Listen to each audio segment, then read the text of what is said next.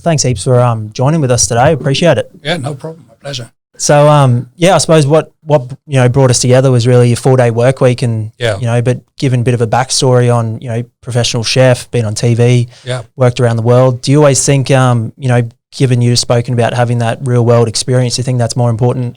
Absolutely, more so than ever. Yeah, most definitely. I didn't even finish school. Yeah, I'm the antithesis of an academic insofar as I didn't enjoy school. Yeah. Academic study wasn't for me. It was for my wife. Yep. She is the academic in the family. I had a lot of world experience, real life experience. I left home when I was 17. I had a business opportunity that I came about when I was young. Yeah, right. Setting up illegal raves.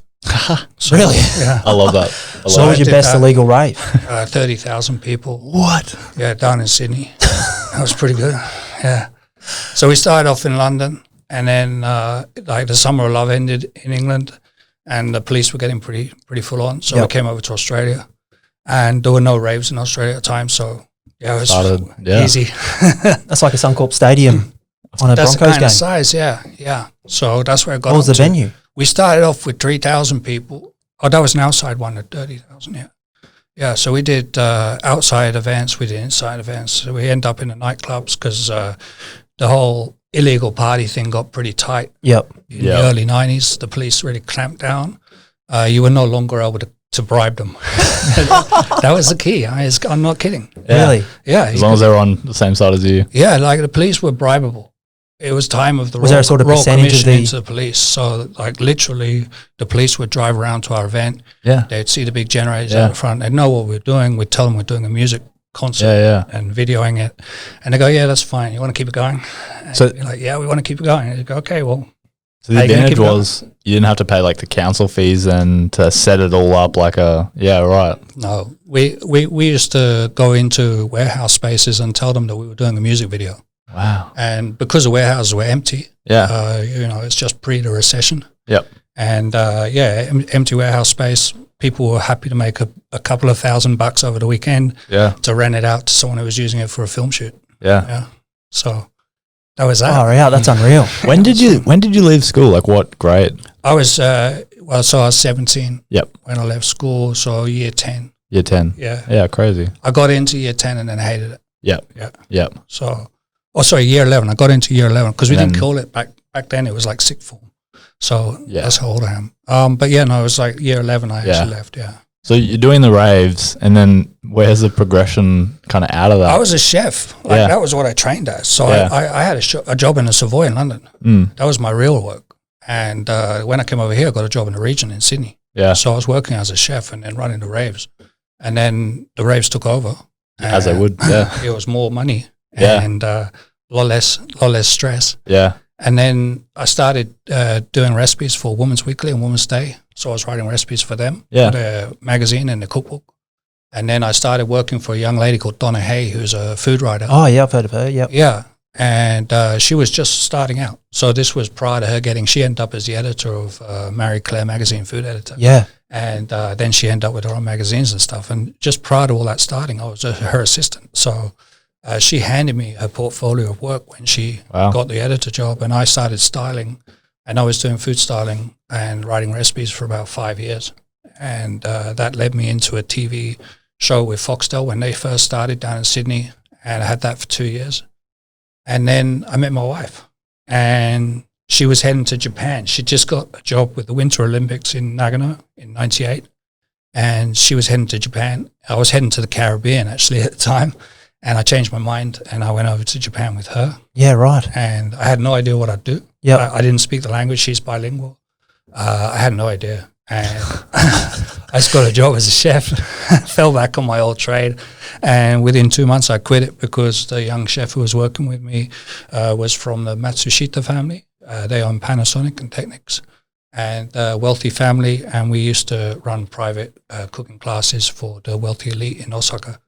And we did that for 2 years. Wow. And then came back to Australia, and that was kind of like, I thought I'd write again. Yep. I thought I'd be get dropped back in that career, but it didn't happen. I kind of, my wife and I got married. She got pregnant.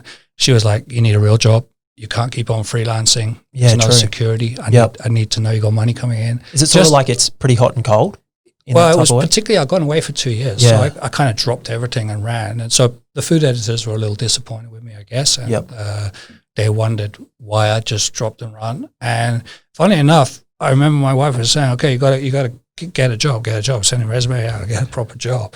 And I got the front cover of Gourmet Traveller that week. And I was like, see, it's all going back on. She's like, no, get a job. And I got a job up here in Queensland. I was living in Sydney. I got a job up here working as a product development manager for a food manufacturing company.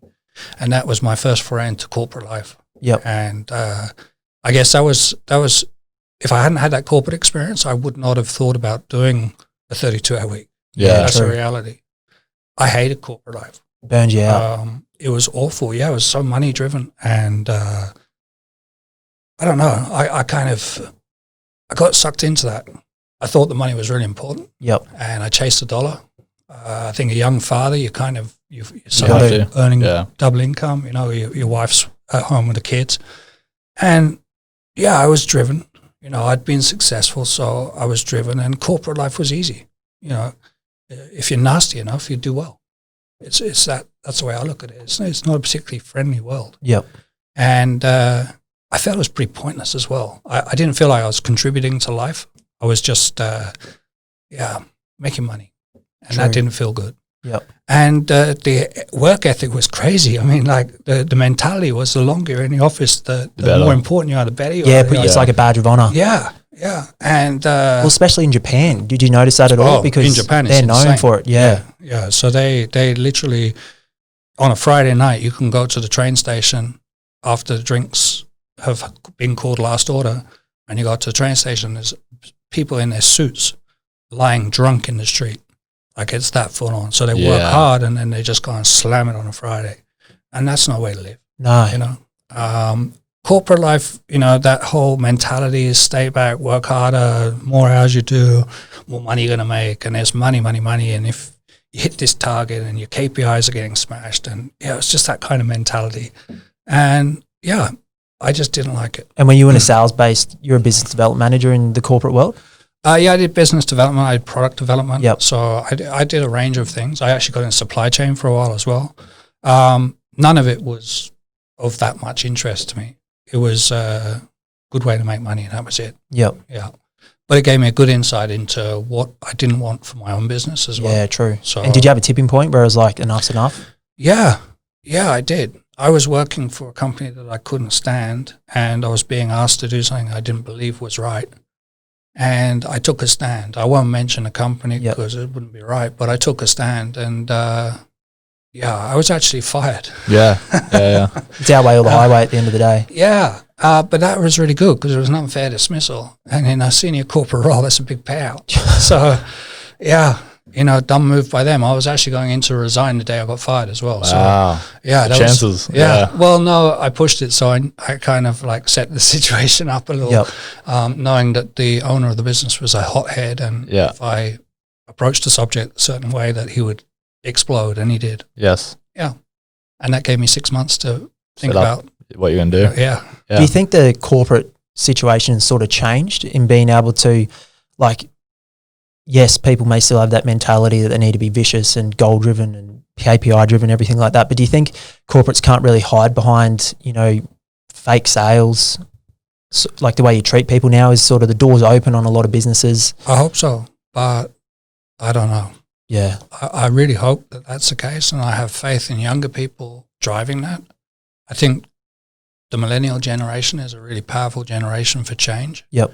And I'm hoping that they will instill a different culture within the workplace. Because if a bad experience can be labelled everywhere, all over social media, reviews, it's a lot more visible. Yeah. Yeah. This is true, but I mean, you still hear of people in pretty dire situations. And when we're about to move into, one of the worst financial situations we've faced, global depression, I think that all the positive steps that have been made forward, I just hope that we can hold ground because, people, it's desperate times. Yeah. There's no job security, very few jobs around. So it's an employer's market, and that can be a bad thing for the workforce. Yep. Yeah. It goes backwards again. Yeah. Yeah, fair enough. So, and you were, 5 years into your own personal business?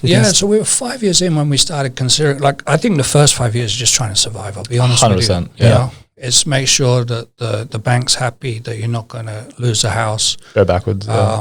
You know, that you're building something that's got a great reputation. I was very focused on the quality of what we were doing. Build the name first. Build the name. Don't make any money. Just make sure you got a rock solid, high quality business at the end of 5 years, and that you're financially stable.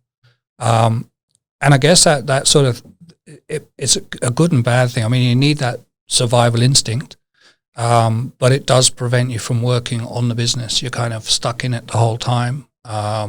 And it's very hard when you're in the day-to-day workings of your business to actually start thinking about the bigger picture.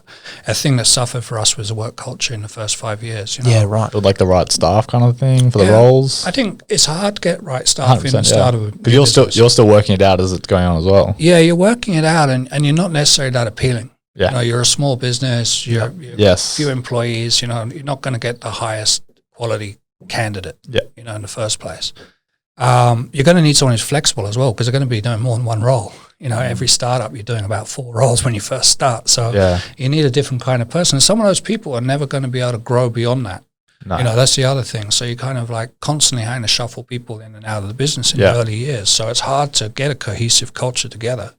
And then just as it starts to take, I think that's the most risky time, because you're probably at your most stretched. You're at the end of the 5-year run. You've been pushing hard, and you're like you're trying to, you know, you think you're almost there, and you probably got your eye off the ball with regards to culture. You've probably put your trust in a couple of the people in the business a bit more by now, and that's when it can be a problem. You finally can think you can relax maybe a little bit. Yeah. It's almost like you're like, finally all the hard work is paying off, and you take your eye off the ball because financially maybe you're feeling comfortable. Yeah, well, financially not feeling like you're going to lose your house. Correct. I don't know if you're comfortable at that stage. You're certainly in a better position. You're less month to month, I guess. Like you kind of see, you can see ahead. You're starting to do that proper planning. Is that when it kind of changed you, like when you found like you're on top of all the financials, that you, like you're saying, working on the business versus in the business, is that when you feel like you freed up your time?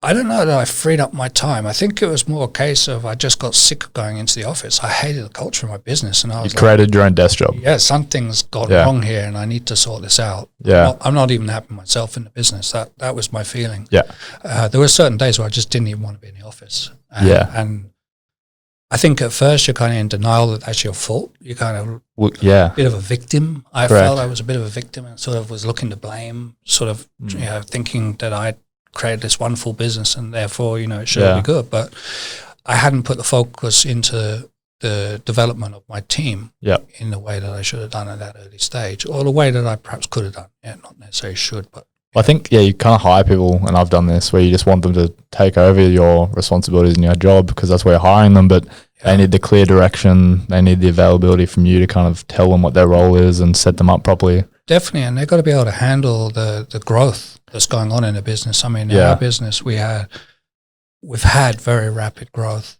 several times. And I think that when you're going through that rapid growth phase as well, and you're bringing on a lot of new people, it's another risky point in the culture. Yeah. You know, you bring on 4 employees at one time, and then you got to onboard those people. If you're not onboarding them with good focus, and you're going to lose it again there.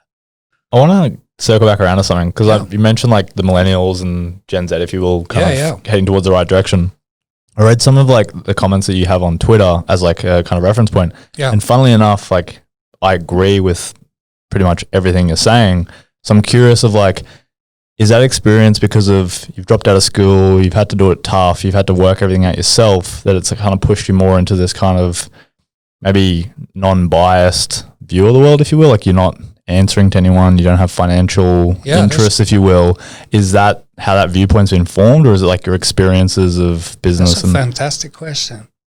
You know, I'm slightly unusual insofar as, I guess, well, there's a couple of things. I was abused really badly as a kid. So from the age of 3 through to 17, I was in a pretty violent household. And I left home as quickly as I could. Yeah. I didn't really know what normal was. Yeah. I kind of grew up in trauma. Yeah. And so I didn't have a base point of what normal was. And I also never felt I was good enough. And that's a bad thing, but it's also a really good one if you're an entrepreneur. To inspire you. And Can you do more? Yeah. You know, so it's constantly wanting to be better, you know, and not realizing when you're good enough. So therefore you could keep on going further. Yeah. So I got to a point, I think, where I realized my father had been a businessman. He was a serial entrepreneur, I'd call him, insofar as he lost his money and made his money several times in life. So we went bankrupt, and then he'd make millions, literally. And going through that journey as a kid, you know, I'd go into a state school, I'd go to a private school, I'd flip between the two, and that was kind of weird as well. So I didn't really have that sort of basic childhood experience most people would have had, go to school, go to uni, get a job. Would that be your identity, you'd say? Yeah. Yeah. Yeah. It was always changing. Constant change, constant. So I guess I'd sort of gone through the work life thing almost driven by what my father had done in terms of trying to make money. Yeah. You know? And the more I made, the less happy I was. Yeah. So at the pinnacle of my financial career in terms of, you know, roles I had, I guess, in my corporate life, as far as money concerned, I had no worries whatsoever. Yeah. But I was probably at the most miserable I've ever been. Yeah. So I think combining with my experience as a kid, what my father had done, my experience of corporate life and having lots of money, I came to realization that was not my goal. Yeah. Like I did not want to make a lot of money. That wasn't the purpose. Yeah. And I think when you're not focused on making a lot of money, funny enough, you make a lot. It's kind of weird. People can feel it maybe? I don't know, but we've since I've had that attitude, the business has never been stronger. Yeah. And the focus is purely on happiness. Yeah. And that's my measurement of success. So if you're happy, you're successful. That's as simple as it gets. Yeah, I agree. Yeah. This is the only measurement of success is happiness, right? So I get happy. The only way I know of getting happy is by making other people happy. Yeah. It's literally the only thing that works for me. I get a big dopamine if I made someone else happy. Yeah. So it's easy to make people happy in the line of work I do. I run a care organization, but I don't care to all the people. It's like, you know, we're changing people's lives. It's really impactful what we do. So that was great. But there was something missing still. And it was that all my staff are making all these other people's lives amazing. That's their focus in their job. Nothing's coming back to them. What am I doing to make their lives amazing? Yeah. You know, what is where's my focus on this? Yeah. And I realized that there hadn't been. And this is when I started looking into, okay, what do I want my workplace to look like? What do I want my business to feel like? Yeah. You know, like I sat down with my wife and we were like, she was like, oh, you know, when we first started the business, we always talked about Google and their office and how that was so cool and everything like this. And it was back in the 90s or whatever it was, early 2000s when Google first started out. And it was like, wow, they've got scooters in their place and they've got couches and beanbags. And like, oh, wow, this is so cool. And I thought maybe that was kind of the vibe we wanted. And then I thought about, nah, that's not really me. You know, that's not what I am. So we had a look at, I guess, some of the alternatives as to what you could do. And I started reading a lot. I read a book by Rutger Bregman called Utopia for Realists. And that's the main theme of the book is around universal basic income, which is something I'm particularly interested in. Yes. But the secondary part of that was the 4-day work week or the reduced hour work week. Yeah. And I'm pretty loath to call it a 4-day work week. I prefer to call it a 32-hour week or reduced hour work week. Yeah. Because otherwise you say a 4-day week, sometimes people think people are working 4 days and they're only getting paid for 4 days. Or they're doing 4 10-hour days, or you know, there's lots of different misconceptions as to what a 4-day week would be like. So we've said 32-hour week, and or reduced hour work week. And this theory was in this book, and I was really skeptical. Would be the best way to describe it. I just didn't see how can you run a business, hours, how's that going to make anything better? Like we are pressed to get it all done in the time we got, kind of thing. And then I read another book called Rest. And Alex Sujung Ping, I think it's Sujung Pang, And he's a Korean guy, American Korean guy. And he wrote a book called Rest. And that book was like a clincher. It was the one that made me really explore this whole idea. And the premise of the book is that you need to spend as much time focused on your rest time as you do on your work time. Yeah. So if you plan your work day like we all do, you know, we know how much time we're going to spend on emails and phone calls and meetings, etc. If you can structure your day like that for work, why aren't you doing it for your rest? Yeah. So in other words, you know, like if you've had a day where you've been out talking to people all day long, and you've been just chatting and chatting and chatting, you're worn out, right? you're worn out in a certain way. Yes. It's a very different worn out from if you've been in front of the computer all day banging in data. Or physical labor. Or physical labor. Each one will provide a different kind of rest you're going to need. Okay? So, you might have spent a whole day banging in data into the computer. Well, you probably want a bit of social time. You probably need a bit of connectivity, a bit of time hanging out with a friend. Yeah. Whereas if you've been sat up all day talking to people all day, you probably want to last thing you want to do is be with anyone. Sit by the river or go and meditate or something. So this was the premise of this book, is you've got to plan your rest, because if you plan your rest, then your brain is going to be at its peak position to go and do the job. And it always recommends do the opposite? Or is not necessarily. No. Yeah, so it varies. It just depends. So it would be down to the individual as well. Like we all have our own ways of zoning out. Some people would say they're meditating when they're playing a game on their phone, for example, and they could true. be. It might be what works for them. But this then made me think, okay, well, this is a more like a medical thing, a scientific thing. Maybe I need to investigate more. So I said to my wife is the academic, as I said, and she's really into the brain. She's very, very knowledgeable about dementia care and the decline of the brain with dementia. And because of that, she was able to put me in the right direction in terms of plasticity of the brain and optimum working levels of the brain, how many hours of stimulation you could have, etc. And so I started reading more about this, and then I came to a sort of light bulb moment when someone mentioned a business anthropologist in one of the books I was reading. I'd never heard of a business anthropologist. Oh, they're an anthropologist, and I didn't really know too much about them, other than they sort of studied culture was what I thought, and I sort of thought tribes maybe, and that was about my limitation of knowledge. Yep.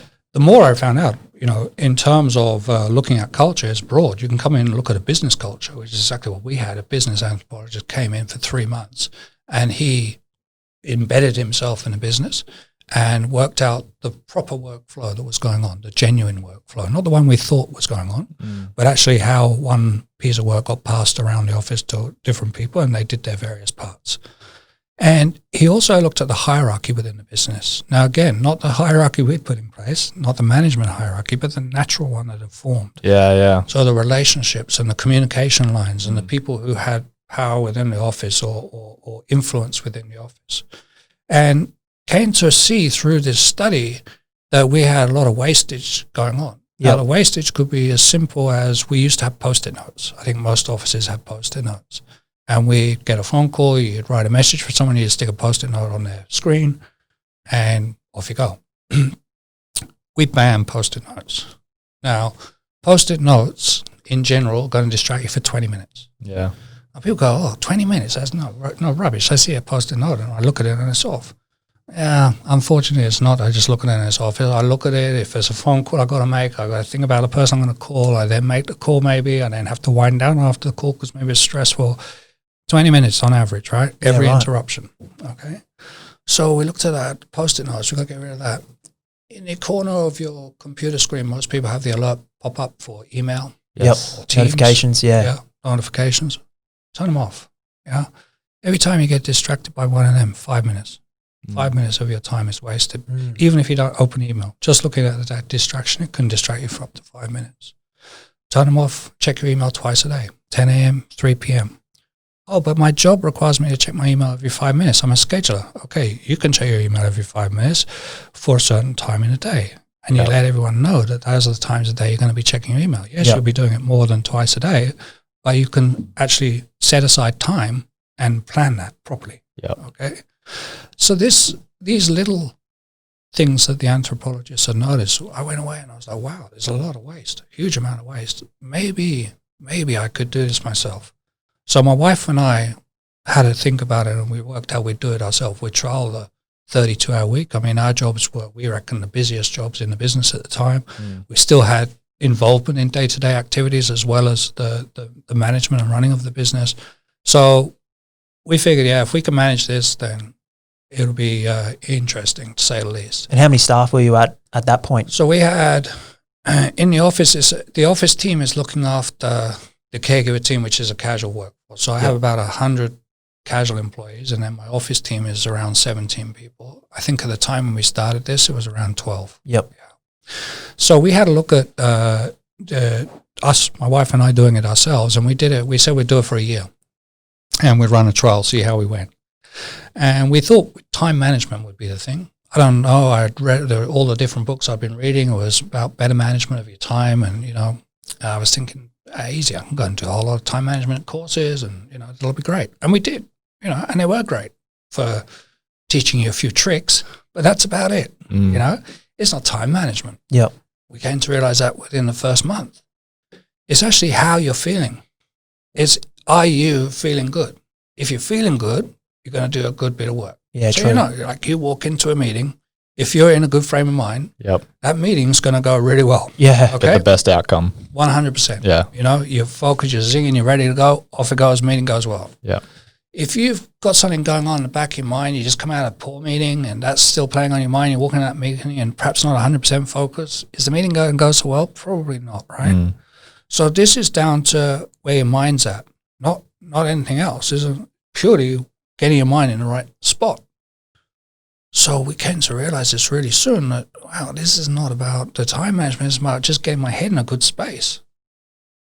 Again, luckily my wife, with the experience of dementia and the brain and everything else, she was into already mindfulness and meditation. And so she was like, well, you know what focus I use is mindfulness stuff I'm doing is great. And I was like, okay, maybe I should read into that as well. So again, I went and read. I do a lot of reading.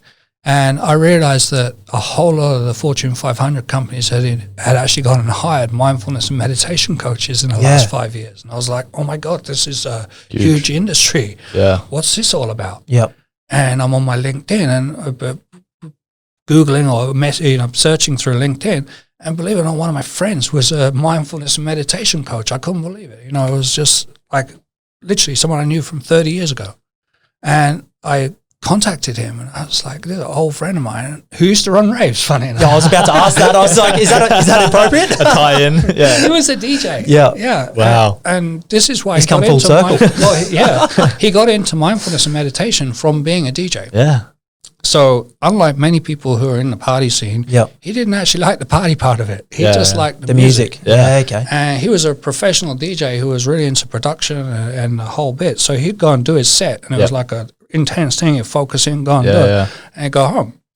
Now everyone would want him to hang around afterwards and chat and all that kind of stuff. And so he'd go home, he'd be tired and he'd be stressed out and he'd be getting really bad anxiety and depression. And he learned then to meditate and to start mindful practice. Yep. And I didn't notice at the time. He maintained that over the next 30 years. Now, he was DJ to start off with. He then had a record business. He then a record store business. Then he had a whole chain of restaurants down in Melbourne. And then he decided that all these skills he'd been learning over those years of running those businesses and his knowledge of mindfulness, that he'd go off and study how to become a professional mindfulness and meditation coach. And this is about 4 years ago. And his business, The Good Place now, is the business that I engage on a weekly basis. All my staff have a mindfulness and meditation practice every week on a Monday for half an hour. All of our phones get redirected off-site, and all the office team are sat there, and Ray will run through a mindfulness or meditation practice for them. Now, the reason we do it on a weekly basis is to keep people focused on this aspect of the 32-hour week, because it was so important to us. What we came to realize was, as soon as we were practicing good mental hygiene and that we were working in a mindful manner, that we were practicing meditation when we needed to, that we had breathing techniques to refocus, that our workflow changed completely. My wife and I finished that year, I think the second half of that year, kicking goals we never imagined. Now, we weren't measuring our productivity. It wasn't until this year that we ran the experiment with the whole staff that we measured productivity. But I believe that we were probably seeing the same productivity improvements the previous years we've just seen this year. This year we were able to measure. So we had the whole office team convert across to the 32-hour week because they'd all been in the business longer than 12 months. There's a 12-month requirement to come into the business, master your role, understand what the KPIs would normally have been and how the work, what the expectations were. And then the final 3 months of your first year of employment, you're working out how you're going to do that in 32 hours rather than 40. So the majority, I think we had 2 who weren't, but everyone else was on. And we'd been measuring for the last 10 years the revenue per admin staff that we have.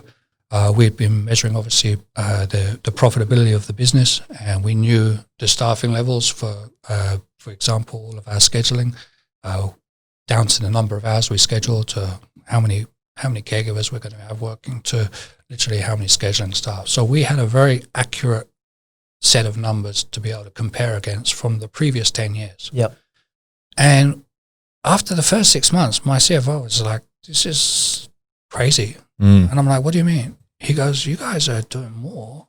How come you aren't, like, normally you'd come and ask me to hire someone else by now. And I'm like, don't need anyone. What do you mean? He goes, yeah, you do realize you just jumped like 2,500 hours in the last 4 months. And I'm like, that's a big jump for us. I mean, we're doing 10,000 hours of care, across a month. So 2,500 hour jump is huge, right? 25%, yeah. 25% increase in a month, right? No pressure on the staff. What is going on here? Anyway, we ran the numbers after the first 6 months, and it didn't look right. We were sitting around about 46% improvement in productivity. I'm like, this doesn't seem right. That's crazy. Sure enough, we carried on. We grew the business by 24% last year. We increased the productivity across the staff just under 40%. It was around 39.5%. It increased the growth of the business from 8%. Had been averaging 7-8% for the previous 3 years, and grew over 20% last year. So it was just absolutely stunning. Yep. We then went back through the data of the year and looked at sick leave. So sick leave had dropped off 78%. Wow. So it is incredible. When we're talking to the staff, we have a weekly meeting for everyone who's come into the reduced hour week. In that weekly meeting, the first few weeks that people were coming across, we're dealing with the fears and concerns and reworking the workflow, changing the way they were doing certain things, realizing the relationship dynamic that was needed to be worked on. So perhaps they had not been using a certain person in the business as much as they could be. Yep. So just understanding these little dynamics that needed to be massaged. After about the third month, people were starting to come back to us and tell us what they were doing on their fifth day. So they got to the point where they were comfortable in their job, and now we were focusing on their fifth day. Now, it's really important to understand that fifth day, I'm still paying them. So I say to them, this is your gift from me. I haven't changed the work contract. I haven't changed the agreements for you. So this is, if you can get your job done in 32 hours, you can do it in 32 hours, right? Yep. But what it's done is, because they all wanted to succeed, is that their teamwork has become so much better. So, for example, the scheduling team would work with my client services team, who are bringing on new clients, and then schedulers would schedule those hours. Now, when they used to do those handovers, they'd do a little handover, and they could keep talking to each other for the rest of the day if they need to catch up or they weren't sure about something. So this meant actually a handover could run over 4 hours, Because they knew they had the time. Yeah. And they could disturb each other multiple times, yes. Right? When you say, okay, no, you need a handover meeting, these handover meetings are now down to 15 minutes, and they're handing over in detail. With a far higher level of detail than they used to, because they can't ever go back and ask the question anymore now. The mentality's changed. Of course they can, but they don't want to disturb each other so much. Yeah. So now they're having to work in a different manner. They're having to think in a different manner. They're having to use the team a lot more. When you're not there for one day physically in a week, then you know full well that there are going to be calls coming in for you, or there are going to be things due that day. So you've got to hand that over well to someone else in the office. So when we talk about teamwork, there's teamwork and then there's real teamwork. The understanding of each other's roles is improved across the business. So understanding when people are going to be busy and when they're quieter, knowing when would be a good time to go. Have more respect for each other. Much more respect, know when to put the meetings in place, So people would just put a meeting in and, expect people to answer. Now it's a lot more collaborative. Okay, we're thinking of running this meeting. Doesn't need to be a weekly meeting. It'd be good if you were going to be around, but it's not such a problem. Because again, you have to rethink meetings. People aren't necessarily going to be there on the day of a meeting. Yep. So you've got to make sure that they're going to have a good handover at that meeting as well. But then the people running the meetings are a lot more considerate about, okay, well, if I've got, a couple of care managers out, then it wouldn't be a good day because I need at least one of them here. Yep. So there's a lot more consideration for the team. There's a lot more collaboration amongst the team.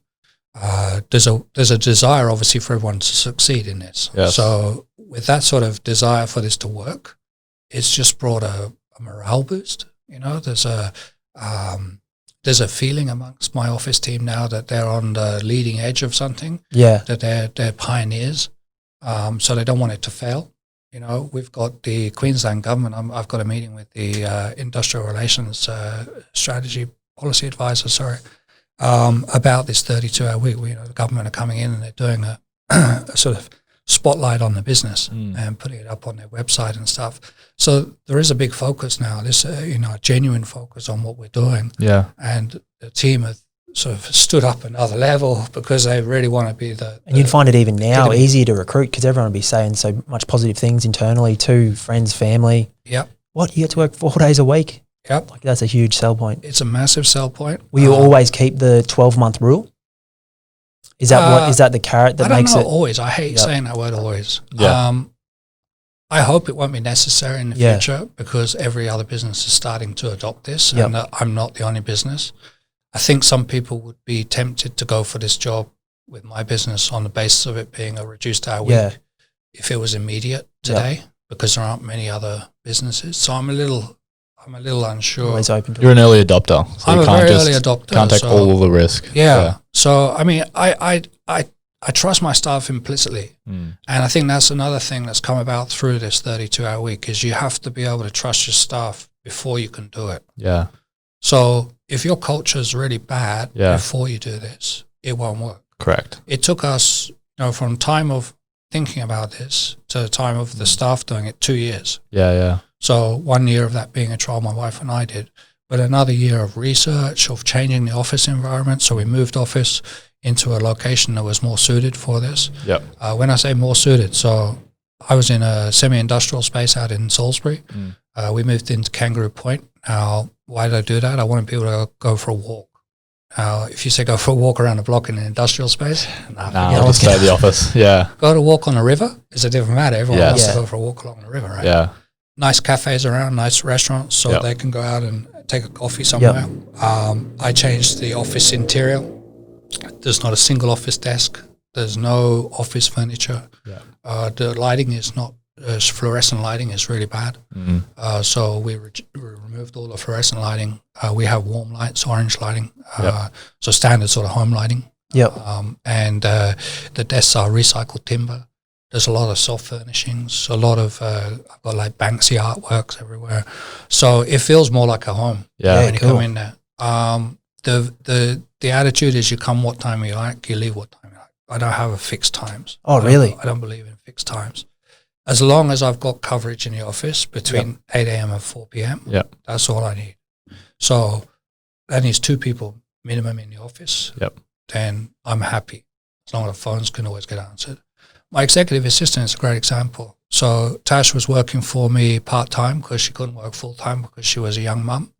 And a very devoted mother wants to be dropping the boys off and picking them up from school.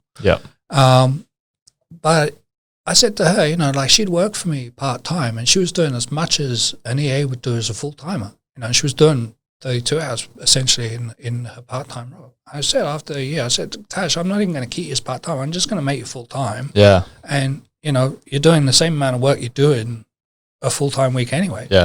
And she's like, oh, wow, that's amazing. I said, listen, and to make this work properly, you can pick your sons up and drop them off at school every day. I don't want you to miss a single pickup or drop-off. She's like, oh, how am I going to do my job? I said, well, same way as you're doing it now. And she goes, what do you mean? I said, well, what are you doing?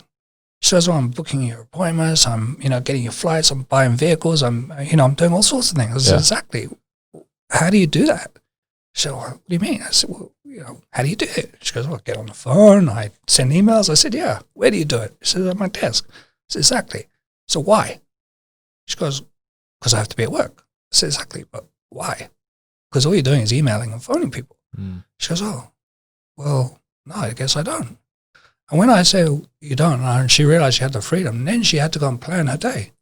So how do I do this? Like I'm going to do some emails before the kids go to school, because they don't get up for an hour more than me or whatever. I get up an hour early, so she does a bit of email in the morning. Yeah. She gets kids off to school. She comes into the office. She does 5 hours in the office. She goes home, picks the kids up from school, gets them set up with afternoon tea and homework or whatever.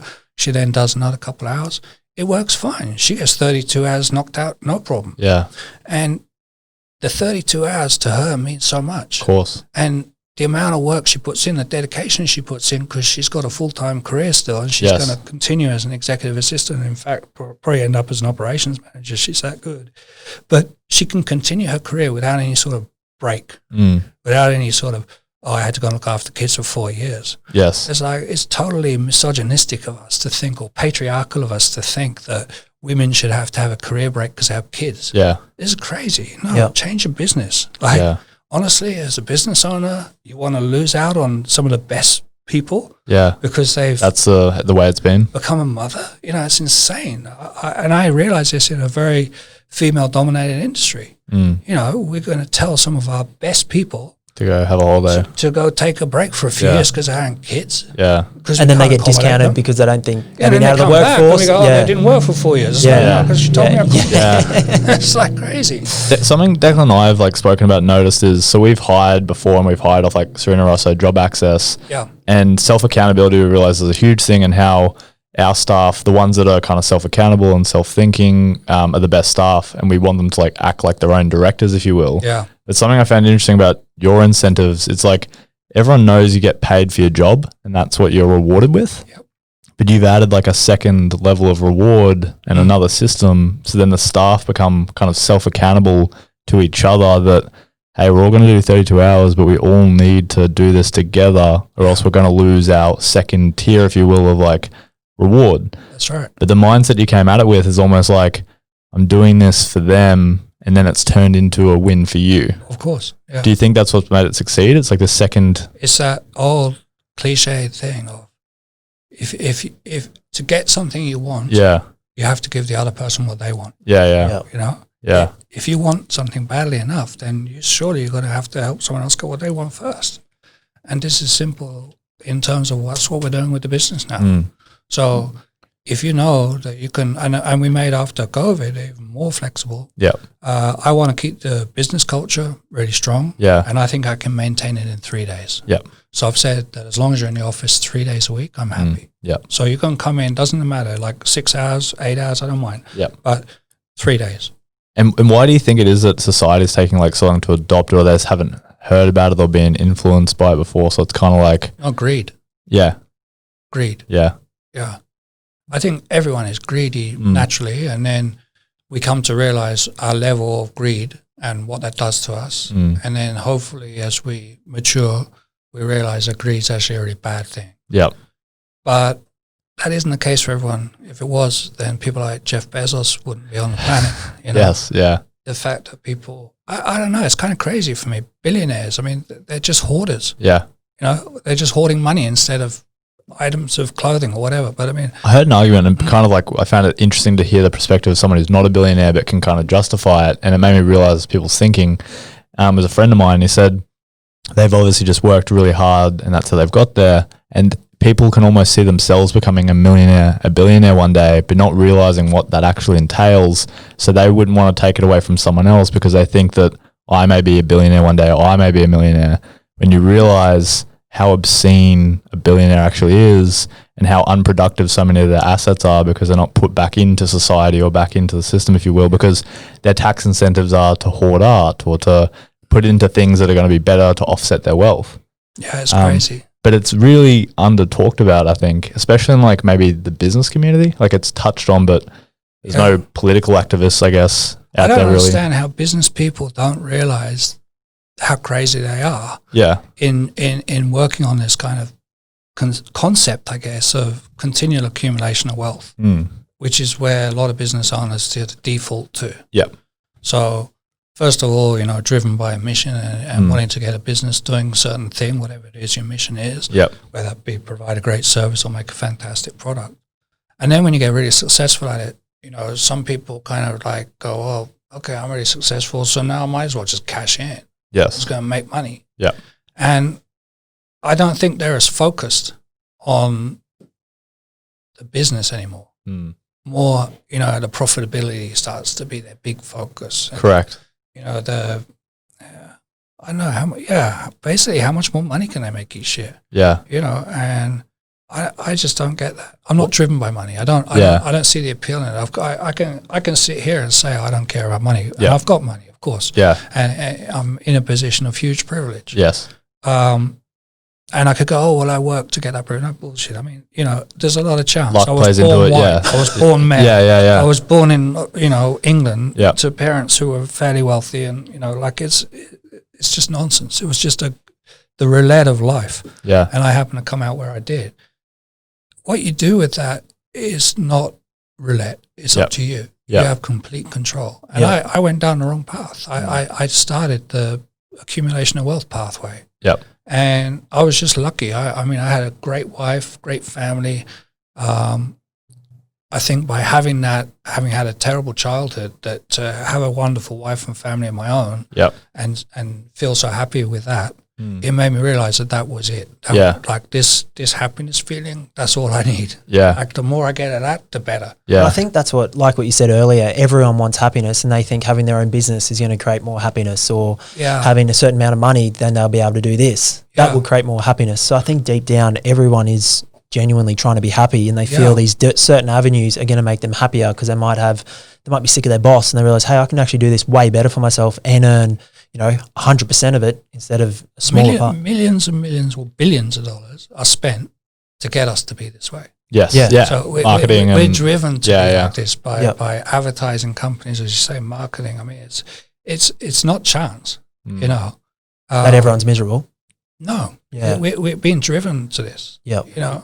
We touch on something you've touched on that I find really interesting, because I've gone through a similar experience to you, and I realize that when you start to fix your situation, then you start to follow real happiness, because you feel like you've tried every other avenue. Yeah. The universal basic income, I feel like some of those measures have so much kind of backlash, but it may scare, I guess, people. Like, no one wants change when they're sitting comfortable and everything's working their way. Yeah. That's when people are the most kind of rigid to change, and they'll do anything to lobby or whatever it may be. Or apathetic even as well. It's both. Yeah. There are people who will lobby against change, and there are people who are just totally apathetic. Yeah. But I feel like, to me, that kind of seems so obvious, but to society, it's kind of like there are so many people doing these 12-hour days. They get home, they're exhausted. Yeah. They're just meeting their bills.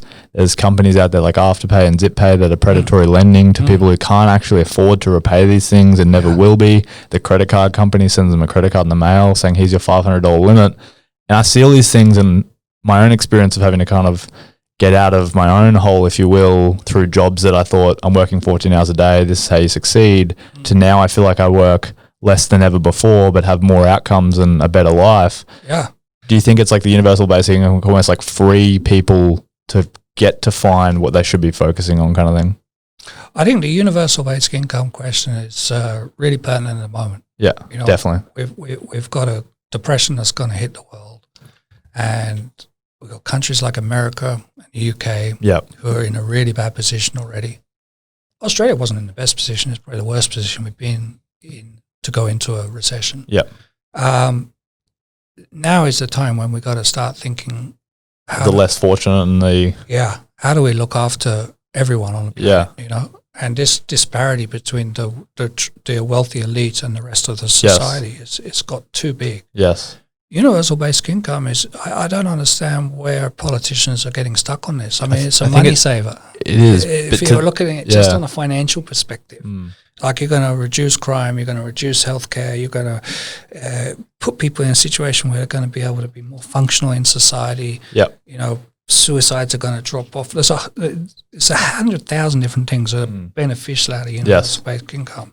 But the first one is about humanity. We're in a position on this planet where there is enough. There's more than enough. It's just not being distributed properly. 100%. And if everyone was given enough to have their accommodation, their healthcare, their education, and accommodation, healthcare, education, and food, if all those things are covered, now you're free to be the best you can be. Now, some people might not choose the best to be. And, everyone goes, oh, well, there's going to be that small minority hundreds of thousands of people who are just going to sit there and do nothing. That's not reality. People. Yeah. It's not even the reality. I mean, every scientific paper shows us that humankind, we're community beings and we like to achieve. Okay? Now, achievement can mean lots of different things, but we actually like doing stuff and being recognized for doing that by other members of our community. Yeah. Right? So on that basic premise, we can assume that the overwhelming majority of people are going to go and try and do something productive that's going to make them feel good. Yeah. Okay? And most people are going to try and do something that makes them feel good. Well, okay, how do you make yourself feel good? By making other people feel good, right? So they're going to actually do something that's beneficial for other people. Yeah.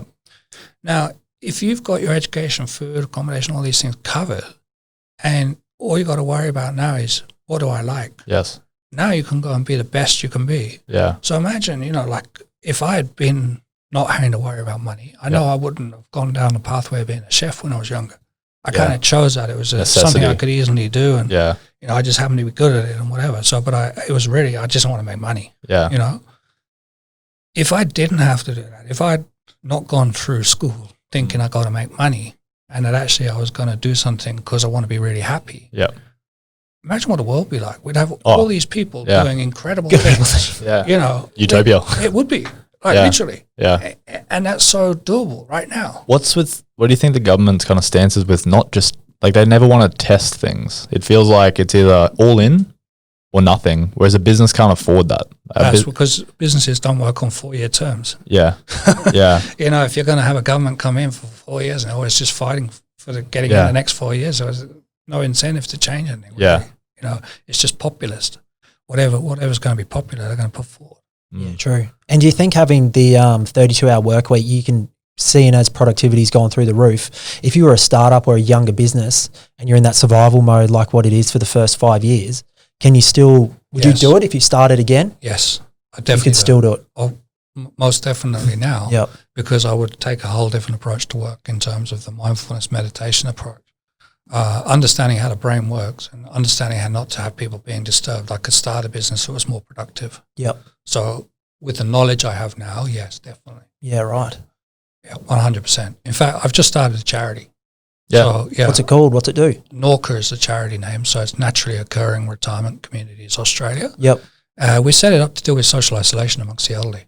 The highest suicide rates are in the over 65s at the moment. Wow. And higher than young people. Yeah, unfortunately. And the amount of people living with dementia and not being diagnosed, people living in a lot of isolation and not connected to their communities anymore. In fact, communities are broken. If we think about it, I remember I grew up in the 70s in England, and when I was a kid, I was talking about this the other day with a friend. When I was a kid, garden fences were knee height, right? Yeah. That talking over the garden fence was actually a real thing. It wasn't just like a joke. It was you talked over the garden fence. You had a hedge and you chatted and you passed stuff over. Yeah. The hedges were actually to keep the dogs from running in between the houses where I was. And I know that was the case in Australia because they're actually wire fences as well. They're like a metal frame fence with wire. Yeah. It was only knee height, right? Now all fences are 7 foot.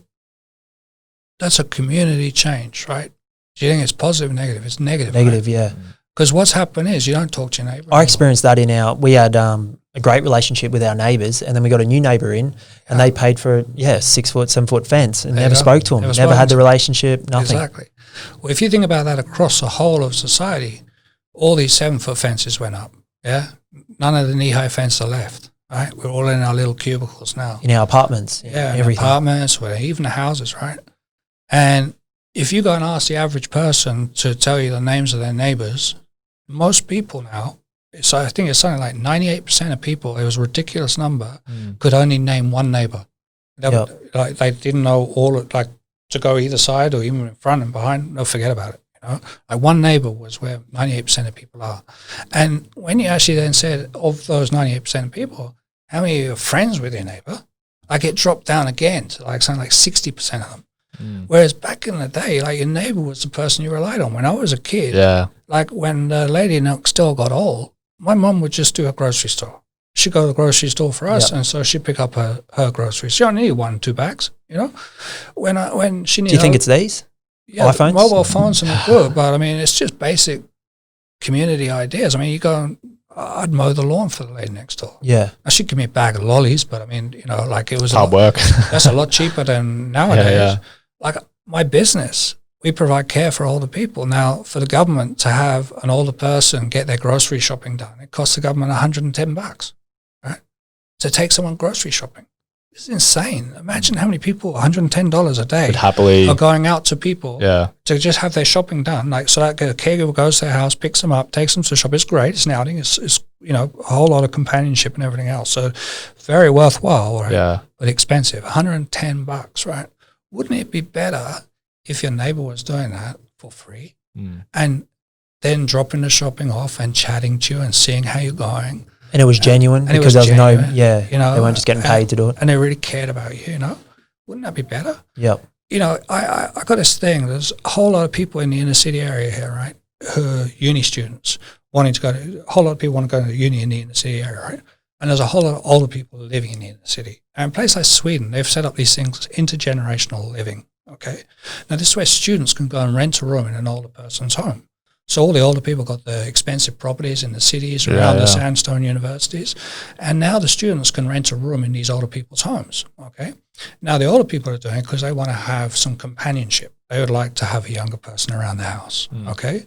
Now, they reduce the rent because of that. So they don't charge a huge amount of rent. So younger people can now afford to live in the inner city as well. Yeah, right. Now, if you want to reduce your rent even further, you can say, I'm going to do the cooking as well. So I'll cook for your dinners, okay? And they reduce the rent further. Or I'll do your cleaning.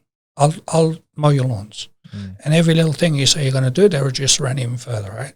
Now, this intergenerational living has reduced the rents in places like Stockholm. Yep. Right? Airbnb pushed up rent, right? Because it was all about taking property out of the market, putting it into a high-cost product and selling it off as holiday accommodation, right?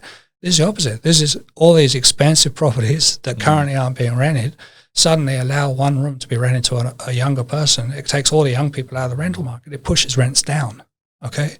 It's brilliant. That's what we want. We don't want more rent going up. We want it going down. You got old people. They don't buy pets when they get past a certain age. You get to your 80s and your last pet passes away and you're worried about buying a new pet because you feel maybe you'll pass away before the pet does, so you don't tend to buy it. So those last years, you really would love a pet, but you don't have one. Young people, they buy pets. They live in home all day. And they fret about it. They go, I hate leaving my dog all day. Take it around to the older person's home. Live with the older person all day. Go and pick it up in the evening. Twice a day, you now see that older person. You can pick something up for them in the shops. You can check in on them, see how they're doing. You can invite them around for dinner. You can become friends with them, you know. These are basic community initiatives we're going to run through our charity to get people to actually start working as communities again. Yeah, right. You know, older people, they've got gardens we have all these ornate gardens these days. When I say ornate garden, how stupid are we to have grass lawns in Australia? You know, this is a country where we live in drought. Those decorative grass lawns we all have, they're from the 16th century in France. There's no place for those these days, right? So take over the older people's garden, say to them, hey, listen, we'll take over your garden, we'll do your garden for you. We'll keep the front garden all nice like it is, and we'll use your back garden. We're going to turn it into a little market garden. We're going to grow all your fruit and veggies for you. You're never going to have to buy fruit and veggies again. And as a favor, what you're going to do is anything that you have that's in excess of what you need, you're going to give it to us. So the young people go in, they turn their older person's garden into a productive garden that produces food for the old person. The older person's suddenly got more money in their pocket because they're not having to buy fruit and veggies anymore. They're eating healthier because they're getting more fruit and veggies. Plus, they've got companionship. They've got young people going to their home every day, right? So it's win-win. These are all things that we can do in the community. They don't cost huge amounts of money. They have massive impacts on society around happiness. Yeah, right. So, this is what a charity is all about.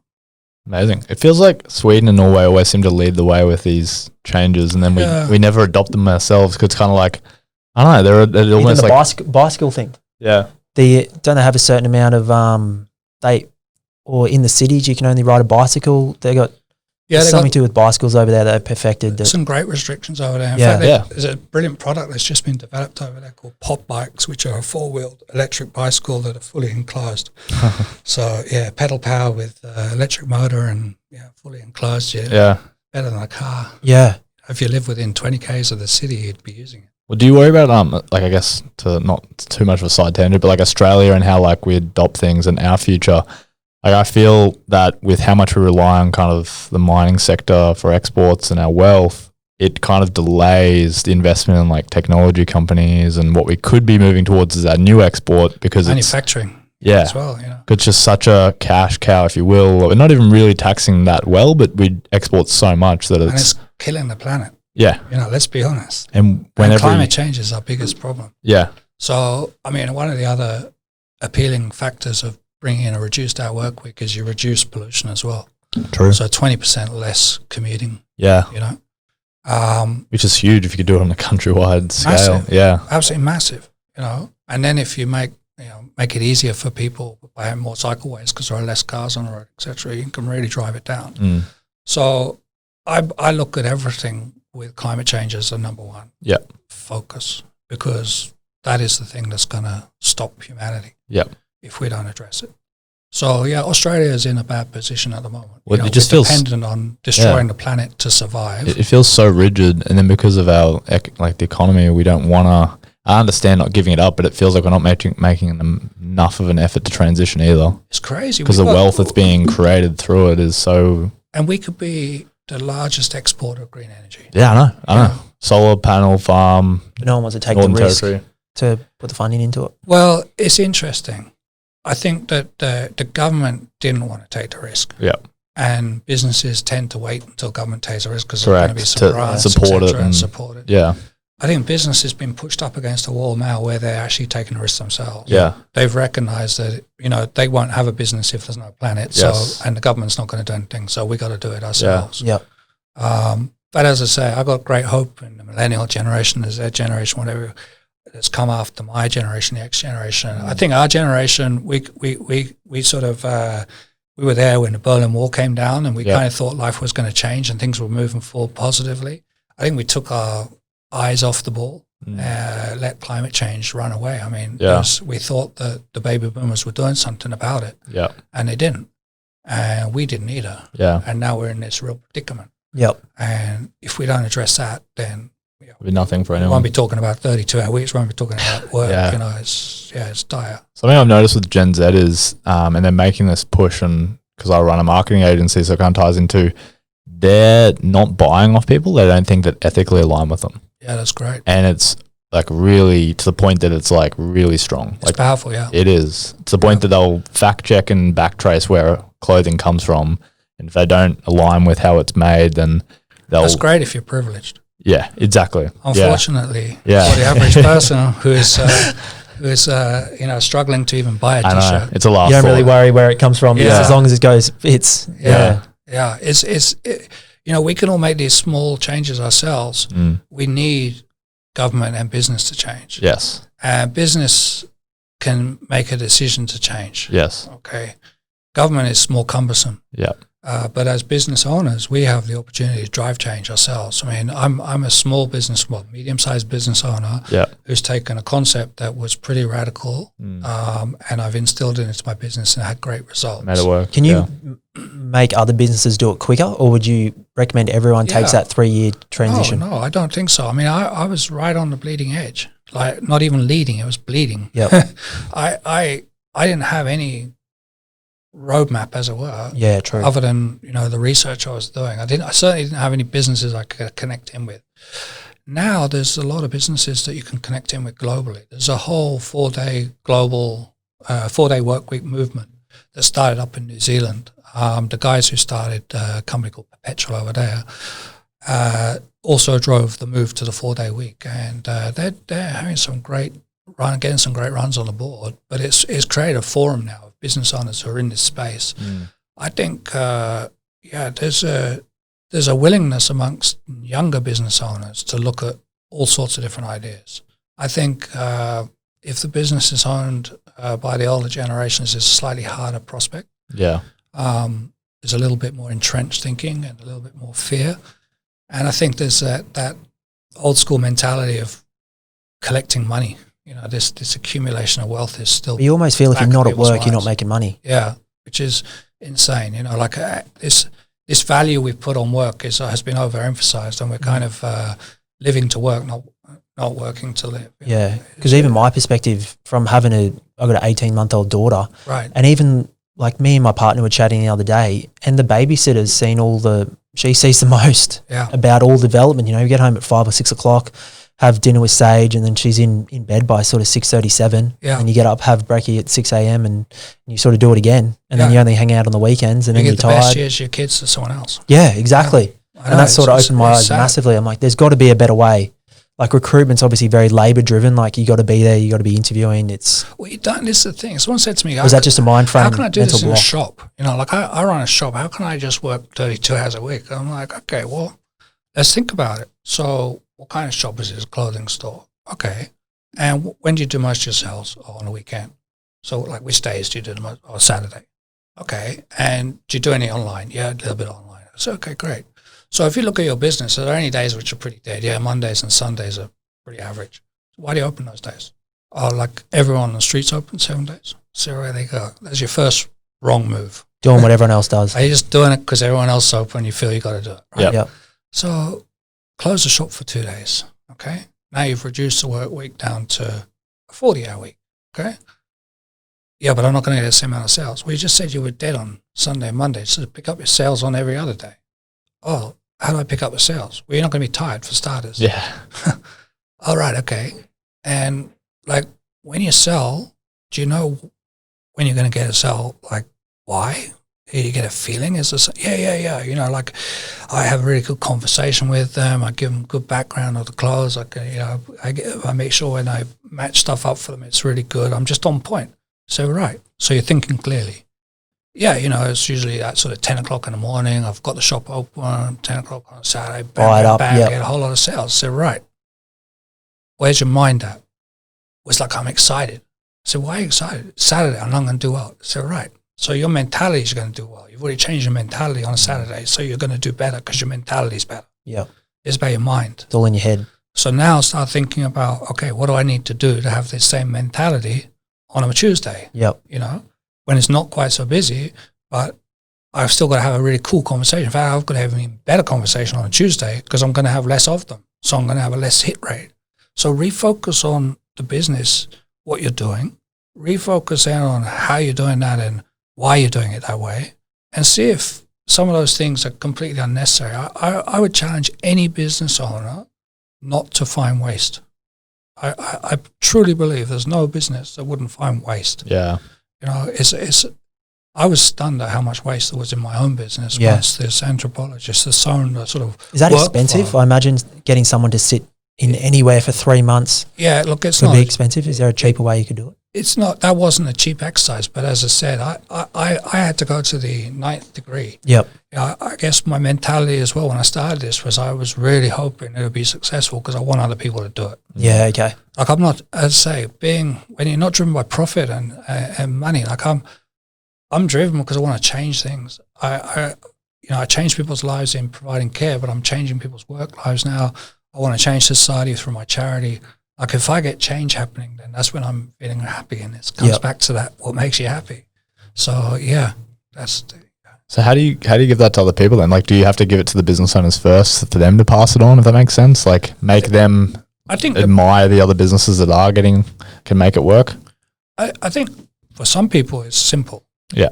I can just show them the productivity numbers and they want to talk. They make a decision. Yeah. That was I noticed a big thing when I put it out to the press in the first place. That productivity is a huge thing. Yeah. Because it's appealing to everyone. It's a metric. Everyone, like even if you're not money driven, you want to be more productive. You don't want to waste time. Correct. Productivity sits comfortably, I think, as a term that we can use. Well, even like look at CrossFit. For example, like short, sharp workouts completely changed the fitness industry. You weren't sitting at a gym for an hour and a half trying to, so-called get fit. You can do a 10, 15-minute workout, you're done. Exactly. And you move on. It's I thought of CrossFit and then linked it to your business. I'm like, it's the CrossFit of business. Yeah. But it is. Like it is, seriously. You get better shape, better results. Get your brain into.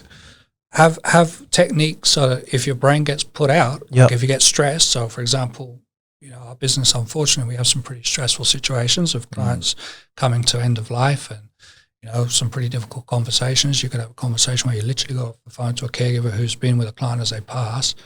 Your anxiety levels have gone up. Your blood's pumping, and the person who took that call is a coordinator. Yep. sending caregivers to different shifts. Now, their focus has been completely shot. Back in the day, that would take them 20 minutes to get any semblance of normality back in and refocusing back on what they were doing. Now they can do it in 5. Now they do it with a simple technique. The majority of them are using box breathing for that one, of quick de-stress. And that was a mindfulness or short meditation that's been useful. That has reduced the amount of time that people are distracted. Across an average day, they'll be taking 3 or 4 stressful calls. Well, that's 3 or 4 times, and they potentially could have wasted 20 minutes. Yeah. And you've taken that out straight away.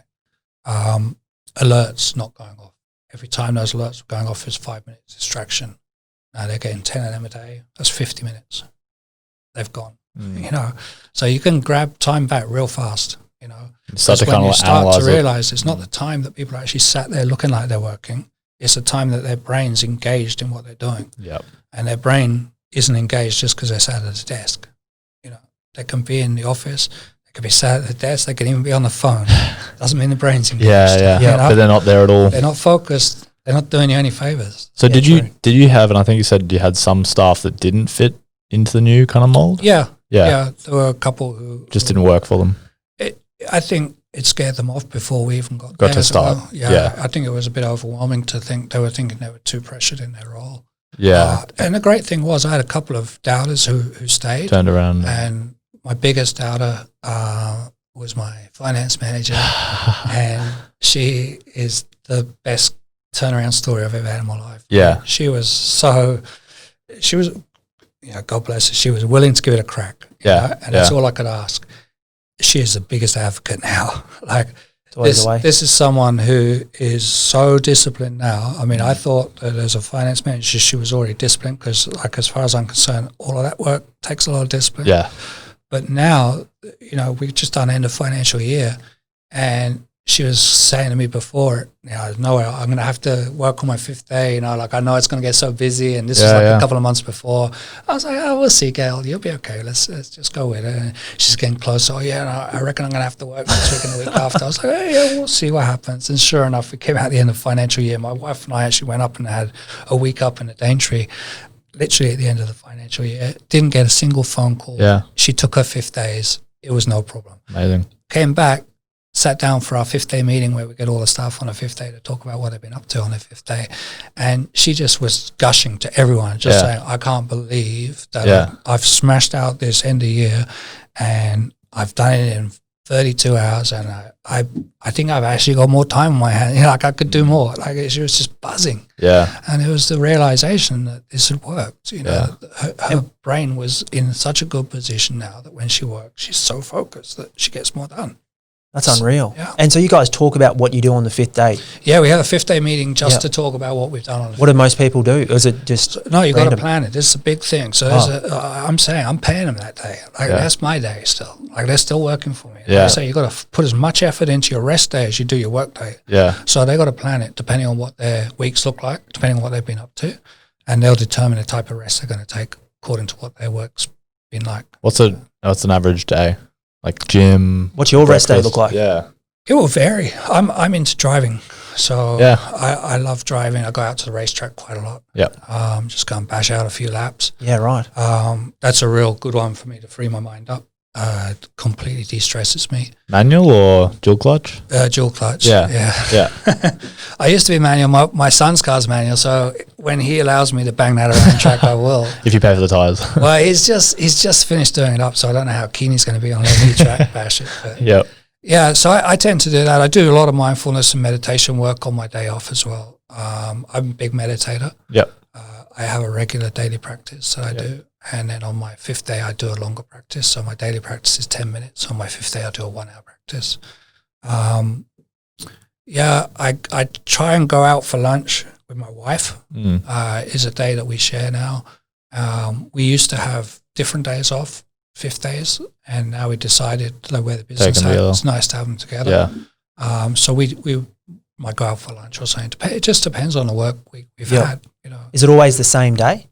It's the same day, but that rotates every quarter. Yeah. So you have the same day for a quarter, and then you rotate. Switch it with someone else, kind of thing. Yeah, it's all down to the Mondays and the Fridays. Yeah. So if you have repeated Mondays and Fridays off, you can fall into the trap of having a bit of a long weekend, kind of getting on the drinks on a Friday, kind of like letting it roll out.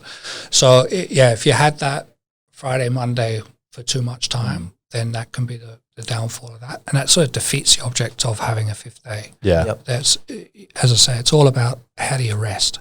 So people might actually choose not to use their fifth day for the rest day either. Yeah. They might use that on one of their weekend days. But I say they've got to have a really focused day on resting. And that's part of the deal of doing this.